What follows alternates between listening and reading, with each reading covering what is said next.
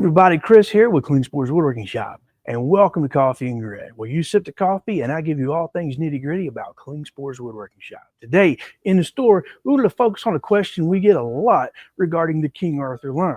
People ask us about those little inflatable drums and the cylinders and how to set them up, how to make sure they're properly inflated, and then how to reattach everything if once it's having to be replaced. So I thought we'll answer that question today. So as you can see, we've got a whole array of the King Arthur options out here on our store level and also on the web. So let's take a look here, look down at the table, and let's take a look at what we've got. So if you wanted a sort of an all-around sanding kit, this is the total sanding kit. You're going to get your pump, the different inflatables, sleeves to go on there, some wax, some abrasive cleaner, everything you need to go along with the whole Guinevere setup.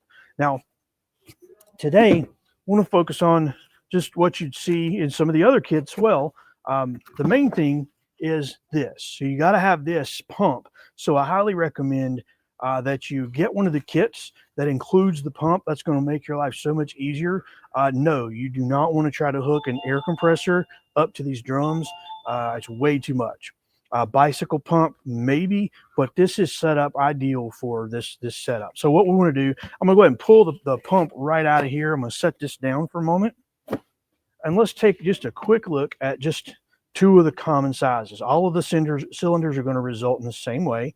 They're all going to be flat on the bottom. They're going to have that kind of screw. Then, of course, you're going to have the bulbs, which have the radius bottom. There's two sizes of this as well. So first thing to note is there are adapters that can fit inside this piece to adapt down to different components, especially these smaller shanked pieces.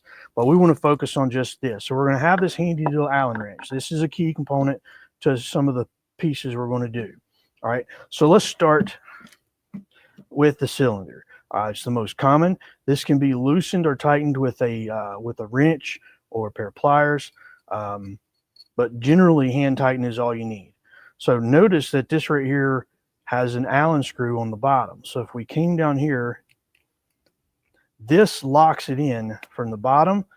This locks everything in on the top. So it's a dual setup. So let's go ahead and take this screw out and I'll show you what we're looking at.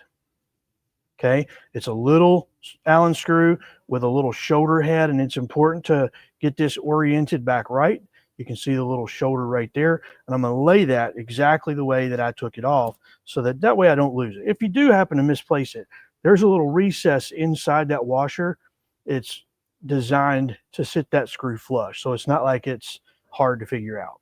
All right, so at that point, I've got the nut off and that washer. I've got the screw in that washer. This then will slip right out once you maneuver the end. Notice how the end is, it's a flexible rubber, so you can conform it and pull it just like this around that head.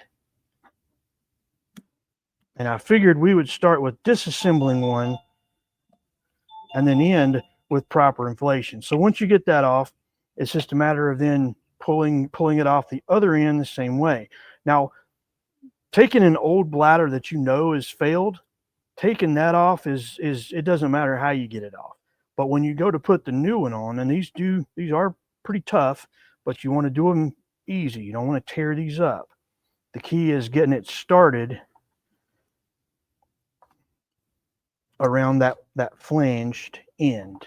Okay, so now there's your two components separated. This stays in the middle. It's there for purposes that doesn't really matter to this. But what we're looking for is you've got a replacement bladder and now you've got a spindle.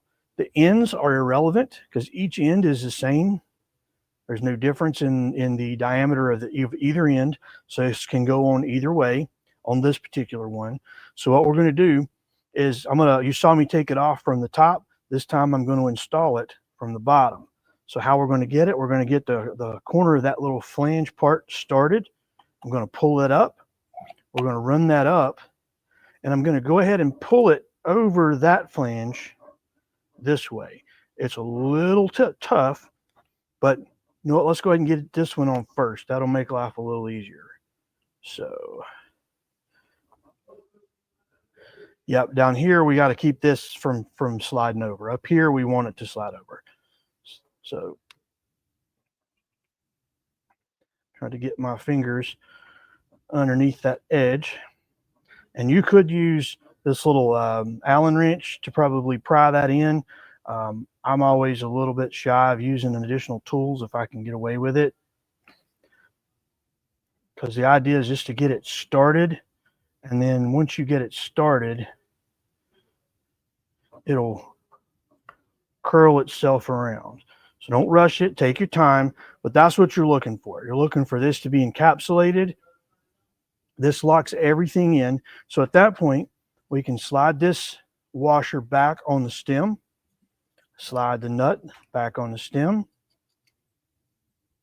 and this is not gouged or broken. So I'm going to go ahead and screw this. Now this is just loosened. It's still not tight yet. So this, we want to go ahead and get this tightened all the way back on and get it seated. And what you're looking for is for this little shoulder to get right into this hole that you can see. You want the shoulder of this washer sitting in the recess of that rubber piece. So let's get this started slowly, and we'll make sure that when we go to seat this, and I'll try to turn it sideways so you can kind of see, that is seated in there properly. It's not got any air leaks. It's not contorted or pinched. So I'm going to go ahead and screw this on all the way and get it snug. You don't have to torque this down, men. So you just want it snug, okay? That rubber makes a seal against the metal. Now on this end, what we're looking for is just get it finger tight. Eventually, if you find that it's losing air, you can tension it up a little more, but start it out less is best, okay? Now, this size arbor will fit right inside of this tube. Actually, I'm going to take this out because I think that's got that adapter piece in it, and it does. So I'm going to pop that little flange out, and this will go right in the plain tool by itself without the ferrule on, without the adapter. And this is pretty snug because you want to press that on there. Now here's the thing. All right, some people try to pump this thing multiple times. What you're looking for is feel the air pressure that's in the tube just from reassembling it. I'm going to pull this back once like this. That inflated it just by pulling it back. Now, you're not going to gain anything on the push, but you will gain if I pull this again, then it's going to put more air in there, and that's not what I'm looking for. Maybe on the longer one, you could get just a little bit, but you don't want to overinflate this. What you're looking for now is if you felt this before you put air in it, you can feel that now that's going to hold. The problem, if you overinflate this, then it's going to create a problem for you, and it's going to force air out, which creates a leak in your setup. Now, I'm going to go ahead and loosen this up, and I'm going to just pinch this, and I don't know if you heard that. I'm going to tighten this up and see if I can get my microphone close because I want you to hear. All I'm doing is I'm pinching the tube like that, and then once this is loosened, it's letting the air out. So when you're done using the inflatables at the end of the day, just go ahead and let the air out. Don't let it sit in there with air. It'll make them last a whole lot longer. So now on this model, we can pop this out. And now we're ready to go. Now on this, it's going to be the exact same way.